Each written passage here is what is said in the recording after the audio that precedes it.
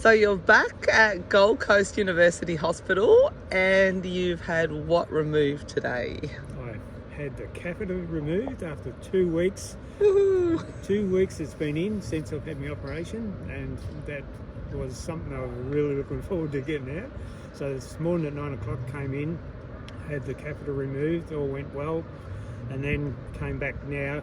It's just after 12 o'clock now, and they did a scan just to scan the bladder and make sure that you're emptying your bladder and everything okay, and she was very happy with that. So yes, all went well, and I feel so good not having to cart the good old catheter around anymore.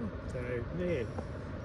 You really must. So I know that we've spoken a little bit about it and throughout, the 2 weeks of your recovery after the surgery. So can we talk about the catheter for a second, like for other guys that might have to then go through this? So you had a smaller bag during the day that was strapped to your leg, wasn't it? So yeah, they just so you're not carting a large bag around, which is pretty hard. You have it's called a holster, so it's strapped to your leg. So it was pretty cool, really. It made it pretty easy to go to the toilet. Actually, it had its good points. So it's just like a 300mm holster strapped to your leg, and then at the night time, if you only had that, you'd be up all night just having to go to empty it and stuff.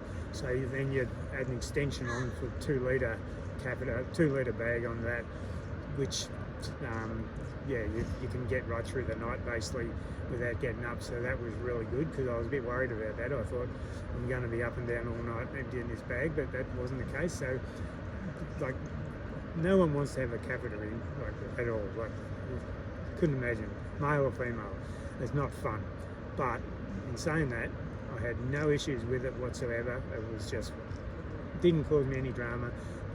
No urine infection, nothing. So I was pretty lucky, really. So, but in saying that, it was very good to get it out. And I was a bit worried about getting it out, because I thought it'd be a lot worse and hurt. But no, the nurse was excellent. She's done thousands of them. She said it was all over before I knew it, and no issue whatsoever.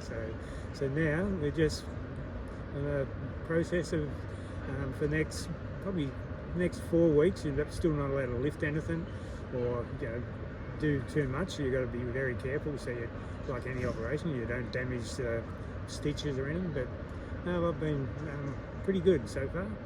And you even said, going back to the night, sleeping with the larger bag or the catheter, you even said that it wasn't too bad at night, that you sort of worked out a position to sleep in, and so it wasn't causing you any discomfort or anything. No, after the first night I was sort of a bit worried just sleeping on my back, but no, after a couple of nights I worked it out, just strapped on the leg in the right spot, with one leg not hanging out of bed, but just on the edge of the bed, and I just slept on my side and everything, and just, actually had some pretty good night's sleep.